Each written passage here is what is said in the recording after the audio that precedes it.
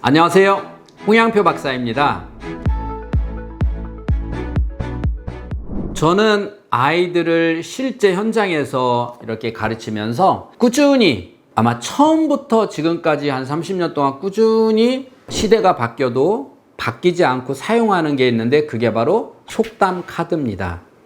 저는 이제 속담 카드를 이렇게 조그맣게 만들어서 그 카드를 가지고 아이들에게 게임 하는데, 속담 카드를 가지고 아이들에게 처음에는 이제 그럼 아이들 우물한 개구리 뭐 이런 식으로 해서 게임을 시작을 하는데, 의외로 아이들이 속담에 대해서 너무 재미있어 합니다. 보통 제가 아이들하고 처음 아이하고 만나서 하루에 수업하기 전에 아이들의 뇌를 베타파가 나오도록 집중할 수 있는 몇 가지 게임이 있는데, 그 중에 이제 속담이 하나인데 보통 10분 정도를 하게 됩니다. 그럼 아이들은 초집중을 해서 공부하기 전에 뇌를 집중하는 베타파가 나오도록 만들어 놓고 학습으로 들어가는 거예요. 우리가 운동으로 말하면 워밍업을 하는 겁니다. 뇌 워밍업. 이렇게 워밍업을 하는데, 보통 바로 공부로 들어가면 아이들이 쉬는 시간에 막 뛰다가 공부하자 그러면 갑자기 뇌가 공부하는 베타파가 나오지 않기 때문에, 베타파 준비도 되기 전에 선생님이 진도를 나가면 뇌가 갑자기 힘들어하죠. 그래서 딴짓하고 졸죠.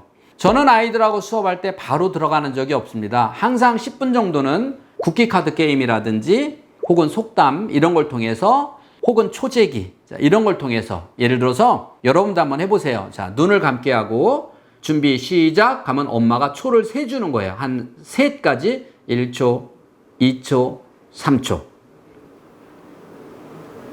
그만. 이렇게 해요. 자, 몇 초야? 엄마가 물어보자. 8초? 9초? 10초? 몇 초? 그럼 아이가 7초. 그럼 아니야, 10초. 그럼 다시 한번 아이는 눈을 감고 초 집중해서 1초, 2초 이렇게 초 집중하죠. 이렇게 조금만 해도 아이의 뇌는 베타파가 나오죠. 초 집중을 한 뇌파, 그 상태에서 수업을 들어가요. 이렇게 몇 가지 방법 중에서 가장 많이 쓰는 방법이, 저는 속담 카드를 쓰고 있습니다. 아이들은 한 달 정도 지나면 이제 속담을 잘 써요. 그럼 다음에는 아이들에게 이 속담을 응용하는 방법을 가르치죠. 그래서 매일매일 저희가 어떤 활동을 하고 나면 그 다음 시간에는 글을 써서 발표를 하는데, 그 글에다가 매일매일 속담을 넣어서 써보도록 하는 거예요. 그래서 속담을 알고만 있으면 안 되니까 쓰는 방법으로 속담을 넣어서 하는데, 속담은 그 시대적으로 누가 언제 왜 이 속담을 만들었는지를 몰라요. 하지만 분명한 거는 그 시대적 배경에 맞도록 만들어져 내려온다는 얘기예요. 아직은 이 속담을 누가 만들었다, 여러분 혹시 그런 얘기 들어봤어요?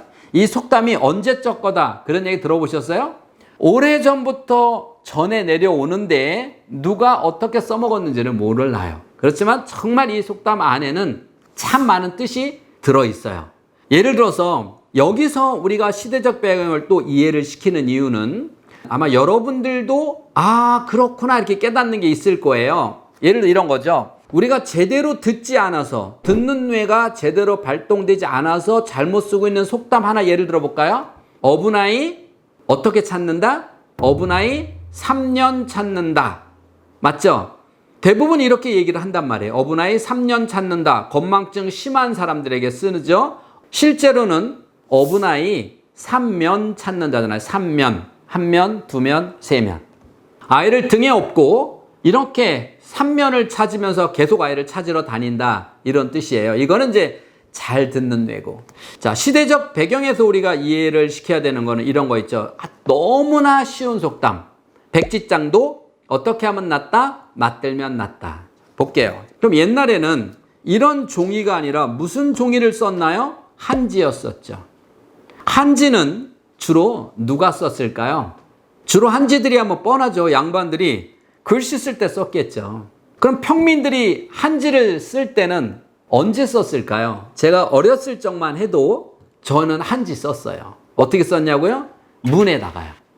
여러분 기억나시죠? 여러분도 아마 기억나는 사람 있을 거예요. 지금도 이렇게 고궁 같은 데 가면 한지로 한 데가 있잖아요. 그러면 한지로 이렇게 하는 거는 문풍지를 주로 한지로 많이 썼는데, 그 당시에 왜 이렇게 한지가 잘 찢어지는지요? 구멍이 뽕뽕뽕 나서 거기를 처음에는 이것도 메꾸고 양말로도 메꾸고 막 그랬던 기억이 나요. 겨울에는 옛날에는 뭐 이렇게 뭐 무슨 뭐 샤시가 이런 게 아니라 그냥 바로 방문 열면 박이고 방문 열면 아니잖아요. 이게 그 조그만 구멍에도 겨울에는 얼마나 바람이 세게 들어왔어요. 그래서 이렇게 메꿨던 기억이 나는데 그렇다고 요즘처럼 무슨 뭐 테이프가 착착 있는 것도 아니었잖아요. 그러다가 조금 더 구멍이 많이 나면 그걸 떼워요.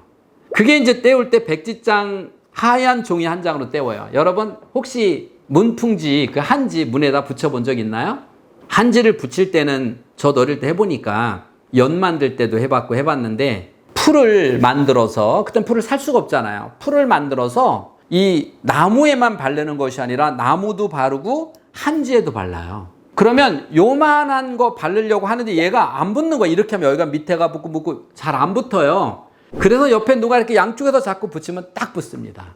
자, 이걸 말하는 거예요. 백지장도 맞들면 낫다는 이런 백지장이 아니라 한지에 대한 이야기인데 아이들이 그걸 이해를 할 수 있겠냐는 거예요. 그래서 그러한 것 하나를 이해시키기 위해서는 어떻게 해야 돼요? 실제 한지에다 풀을 발라보고 붙여보게 하고 금 거누고 그 안에 붙여보게 해봐야죠. 둘이 붙여보게 하고 혼자 붙여보게 했을 때 이런 거구나. 이 속담 하나를 이해시키기 위해서 한지가 필요하고 풀이 필요하고 나무에다 붙여보는 연습이 필요하단 말이에요. 이만큼 필요로 하는 이유는 그만큼 소중하다는 거죠. 그만큼 옛날을 이해하고 시대 배경을 이해하는 거는 그만큼 소중하다는 거예요. 다시 말해서 아이에게 엄마를 이해시키는 데 있어서 정말 충분한 설명과 충분한 자료가 필요하다는 거예요. 아이에게 친구를 이해시키기 위해서는 정말 충분한, 그래서 가장 힘든 엄마가 누구냐면 친구가 때리면 너도 때려. 이렇게 가르치는 엄마가 참 힘든 엄마예요. 왜 친구가 나를 때리는지에 대해서 그럼 어떻게 하면 친구가 나를 때리지 않고 사이좋게 놀을까를 생각하게 해야 되는데 아무 생각도 하지 말고 친구가 때리면 너도 그냥 때려.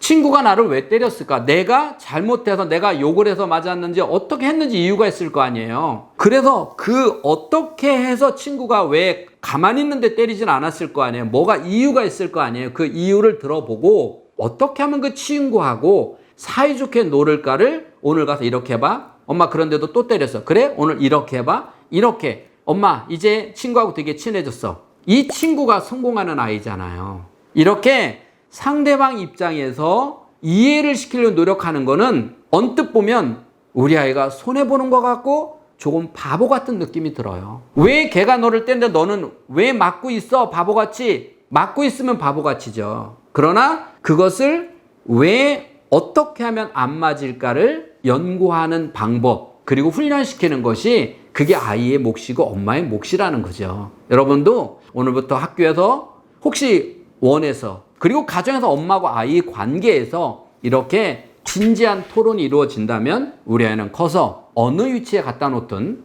다툼에서 벗어날 수 있는 사람으로 성장할 수 있을 것입니다. 여러분 아이 양육하시다가 힘들고 어려운 거 있으시면 댓글 주세요. 언제든지 명쾌하게 답드리도록 하겠습니다. 지금까지 인간수업의 홍양표 박사였습니다. 감사합니다.